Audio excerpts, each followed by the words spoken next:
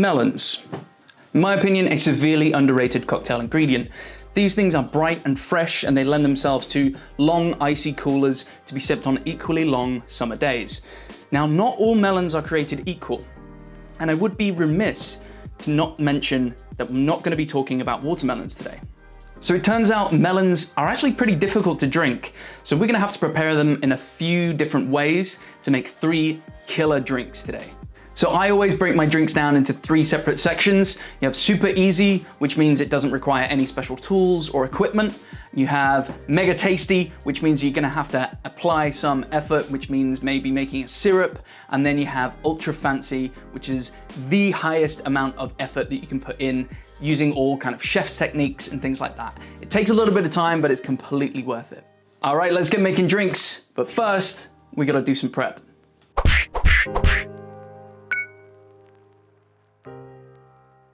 All right, so this is what you'd expect a melon to look like, right? This is a cantaloupe. And these are good, but I think we can do better. This is a Charentais. This is like the better looking version, better tasting version of the cantaloupe. It's kind of smaller, but it's kind of sweeter as well. It's way more fragrant. As you can see, it kind of looks the same. So this is what we're gonna use as base for our juice. We're just gonna pap it all in a blender. So chop off all the skin, stick it in a blender, and then to stop it going brown, we're gonna add a little bit of vitamin C powder, which is otherwise known as ascorbic acid, and some Pectinex to help break down all the cell walls and get a better yield for our juice.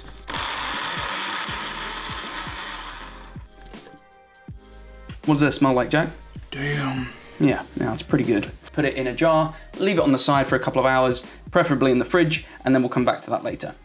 All right, now this is the kind of the king of the cantaloupe style melons. This is the Zerbinati Jolly. If you can get your hands on one of these, please do. They're a very, very short growing period. Ooh-wee. But they're grown by very famous producers, the Zerbinati family in northern Italy. We're gonna treat these exactly the same, chop them up, stick them into a blender, do a little dance because it tastes like honey, add in some ascorbic acid and some Pectinex, again, just to help break down all those flavors. Once it's nicely blended, it takes about a minute or so. All we're gonna do is put this in a jar and leave it on the side. Leave it rest for about 8 hours or so. This is just to make sure that all those juices come out. In the meantime, let's make some drinks. All right, so first drink we're gonna make today is a Japanese slipper. Super easy to make, you only need 3 ingredients. So start off with a shaker, add 25 mils of Cointreau, add 25 mils of lemon juice, and then for the star of the show, we're gonna add 25 mils of Midori. Now, Midori is an often maligned melon liqueur that you'll see in pretty much every bar in the world. Midori is actually Japanese for green. Despite its looks, it's actually made from some of the most prized melons in the world, Yubari and musk. Once you've got all these together, give them a real good shake. And then strain out into your fanciest glass and garnish with a washed Maraschino Cherry. This drink really shows off what Midori can be, and it's probably the best expression of the liqueur itself. This is the Japanese slipper.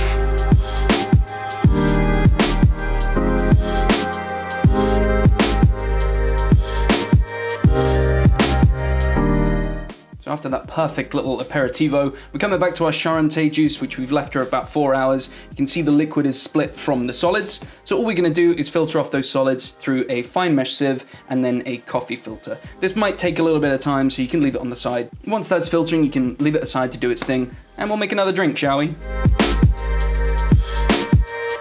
All right, we're gonna make a Charentais Cobbler. This is a stupid, tasty, long summer cooler that hits all the right notes. Something to be sipped on rather than chugged. And we're gonna start by preparing our fruits. So a nice slice of orange, an inch worth of cucumber with the skins removed, fine carpaccio of strawberry, and crack out that old 80s number, the melon baller. Twist yourself off a beautiful pair of melon balls and gather up some mint leaves. Once you have assembled all your fruit, grab a muddler. If you don't have a muddler, you can band together some chopsticks and that'll do just the same thing. And we really want to squish up all the cucumber pieces in the bottom of the glass. Really mash these up so that all their juices have let go. Then we want to add 10 mils of lemon juice, 45 mils of Maraschino Cherry, which is like a dry, nutty, floral style of sherry, and then 15 mils of the delightful Melonade. Melonade is a French aperitif wine flavored with some of the best and most delightful melons in the world, like a Vaillant. And finally, add in 20 ml of our freshly filtered Charentais juice. At this point, add your straw, which funnily enough the sherry cobbler invented, and we need to crush some ice. To do this, get a nice clean tablecloth or dishcloth, fill it with some nice big ice chunks, fold it up into a little parcel, and then grab that rubber mallet that you use for camping and give that a good crush either on a tabletop or on something pretty solid like concrete.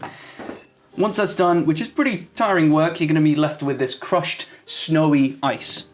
So go ahead and pile in that crushed ice into your glass, give it a quick swizz with a spoon, and then top with your carpaccio of strawberry. Over time, this is gonna bleed into the drink and you have this wonderful strawberry lift halfway through your sip. At this point, you go ahead and cap with more crushed ice and garnish with the wonderful fruits that you've prepared earlier.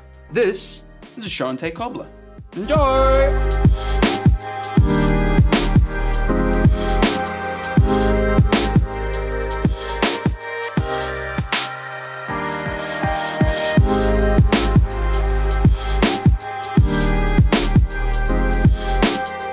All right, so back to prep. Let's have a look at the Zerbinati Jolly juice that we made earlier on.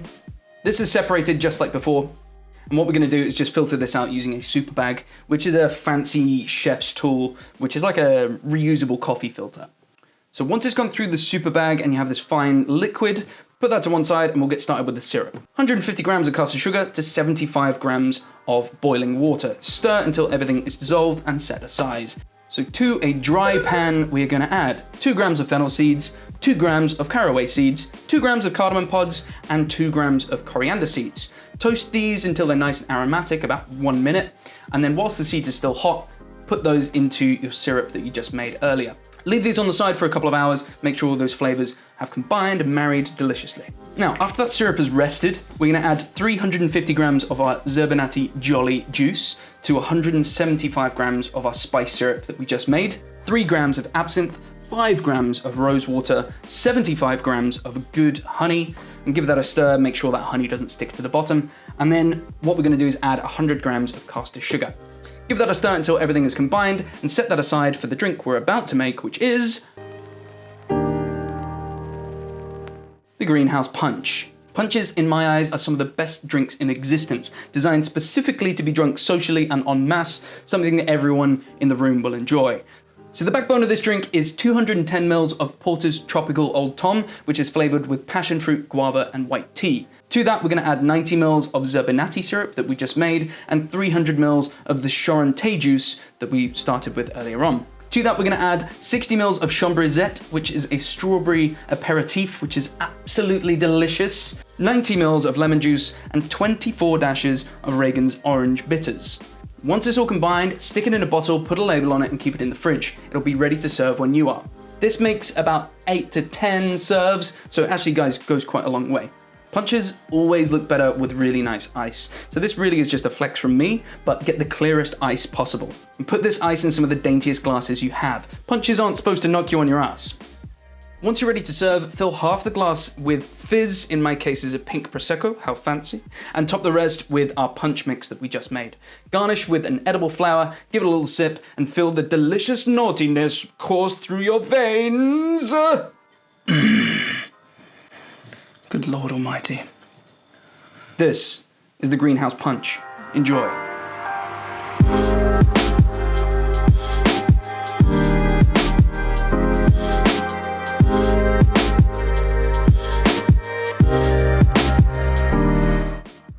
So there you go, team. 3 killer serves using the only vegetable that thinks it's a fruit, the melon. If you have any questions or queries or comments, or if you want to see us tackle any one thing in particular in the future, stick it down in the comments below. And until next time, take it easy, be good, love ya, bye-bye, bye, bye.